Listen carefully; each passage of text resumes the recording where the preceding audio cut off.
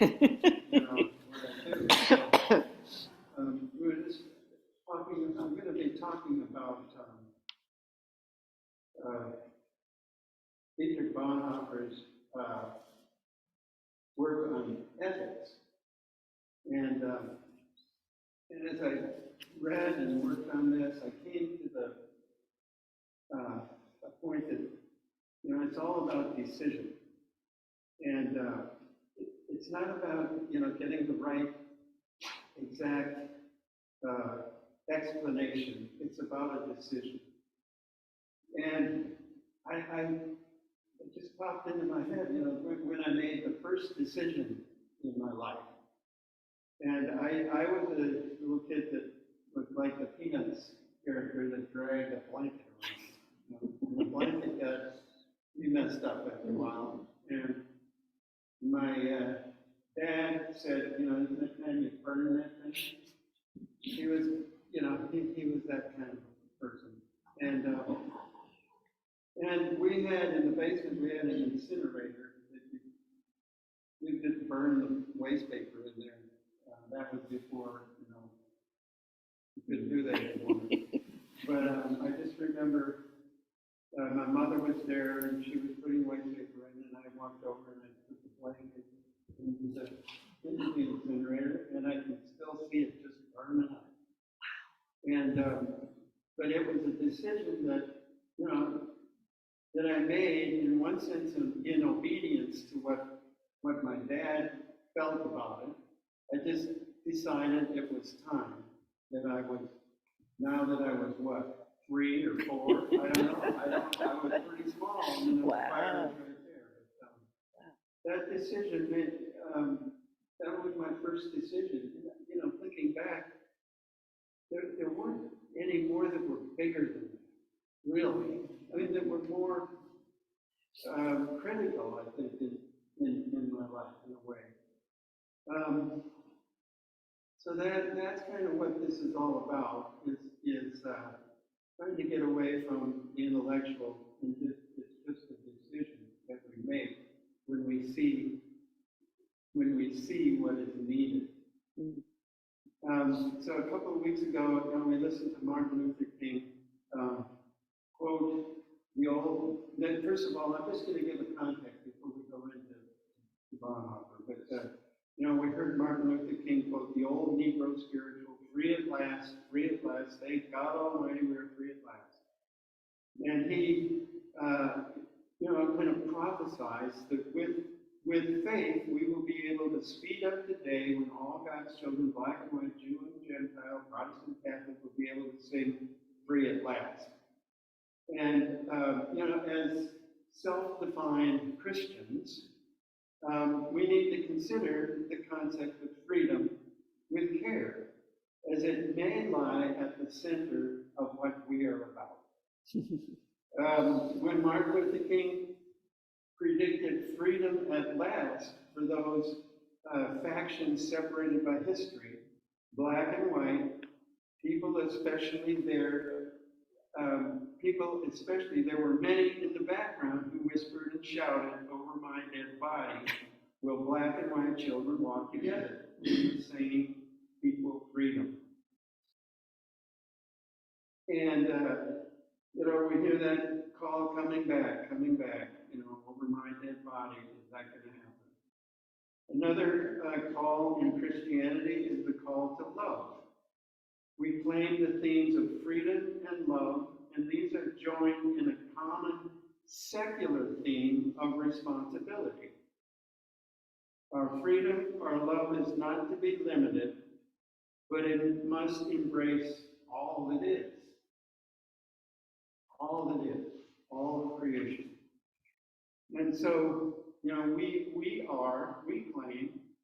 claim the decision to be free to love the creation, this world, this whole natural world, and the creatures that we share in the world. We claim to be free to love people who are different, people who immigrate into our space and ask that we share our freedom. We claim that we are free to love those who whisper and shout there is no freedom, for you ever. We're free to love. Those who deny freedom's existence, who see life without real choice, without true responsibility for all it is. We claim that we are free to love that. We're free to love the slave owner. We're free to love the Nazis of the past and the present, the banners of books, the followers of those who have all the answers, like Jim Jones, Adolf Hitler. We claim that we're free to love all that is. We claim freedom to love all that and have the courage, and we can have the courage to call it out. Christian freedom, love, responsibility, in my mind, is not a given, but is complete only in the decision to accept the freedom, love, and responsibility offered to us. So, freedom is offered to us, and we're faced with the decision to accept or reject. Maybe we can say, without acceptance of its burden, there is no freedom. If you don't accept the burden of freedom, there is no freedom. Now, this talk is about Bonhoeffer. He was among an incredible bunch of German church people who lived through the Holocaust and were murdered as part of it. He was born in 1906 in what was Poland and was executed in 1945 at the age of 39. His father was a scientific, focused person, a leading psychiatrist, very secular. His mother was religious focused, and Dietrich Bonhoeffer followed both. In his writings, it seems that there's a whole bunch of paragraphs with all the religious words in it, and then there'll be another paragraph without them. And they explain one another for different audiences.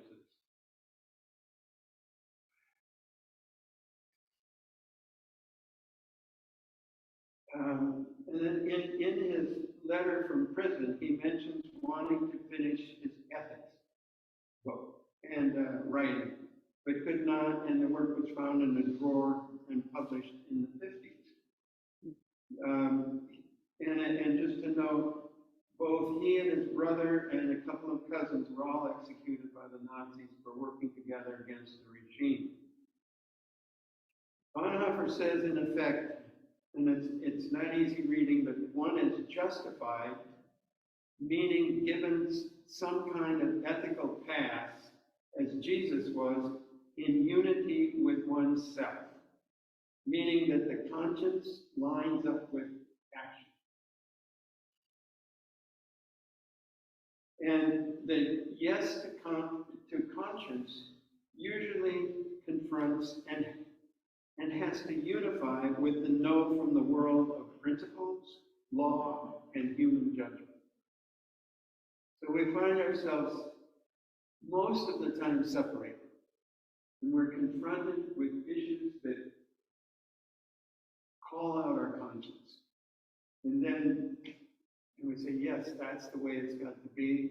But then there's a no, that's against my principles. It's not going to work.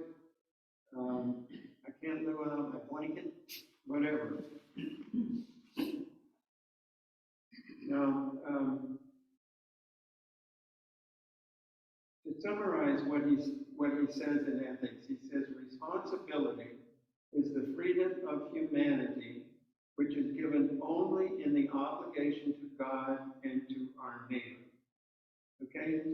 So, where I can understand neighbor, obligation to our neighbor, that has to do with responsibility, is central to it. The tough part is obligation to God.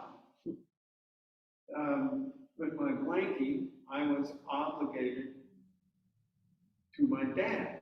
I mean, it's sort of how can you be obligated? How can you be obligated if you don't have some understanding of what God stands for? And so that's something to struggle with, and it may have something to do with it. It lives in your being, in your relationship to everything, in your relationship to all that is, how you relate to it,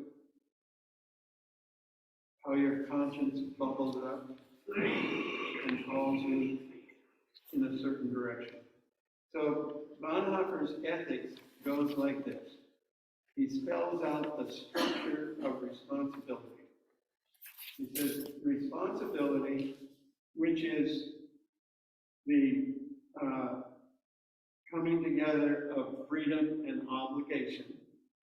Responsibility is, first of all, the structure of it is deputyship, he calls. And in that sense, we are the mother and father of creation, and our love of creation is carried out appropriately. So we care about the world around us. We care about our neighbor. We care about the creation. Then that deputyship after that is reality. We respond to our experience rather than living completely out of ideology or principle. We make decisions where we find ourselves confronted with ideology, principles, and reality that calls us to care. Relativity.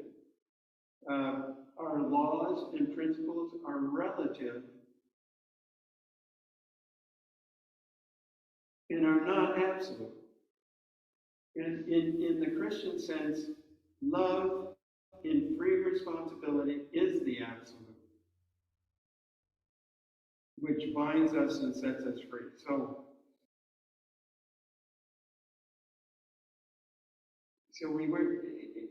we're called to work against what the law is, and then that's what gets us into trouble. Guilt. There is no way around guilt in Bonhoeffer's ethics. You have to go through guilt. You have to live with the guilt of your action. And in his case, he had to die from what he did. Christian action is only absolved in the mercy granted by creation itself. We can't depend, we're not going to get absolved. There may be mercy, but you're not going to really experience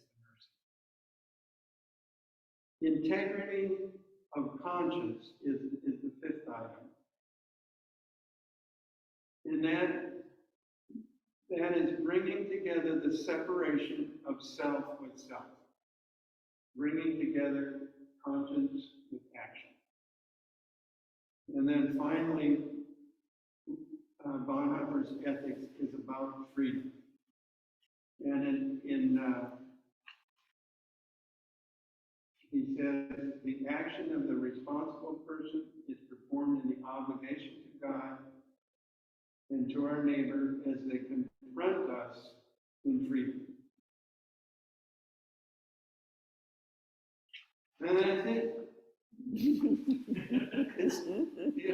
try to read it and it's very difficult. But there's a song in here that I put into maybe we could sing that before we comment. This just kind of summarizes it. Mary, it's right there on your book. And of course it has a tune. And the tune is Yellow Submarine. Oh no. And I think, Peter isn't, you don't need to play it, but Peter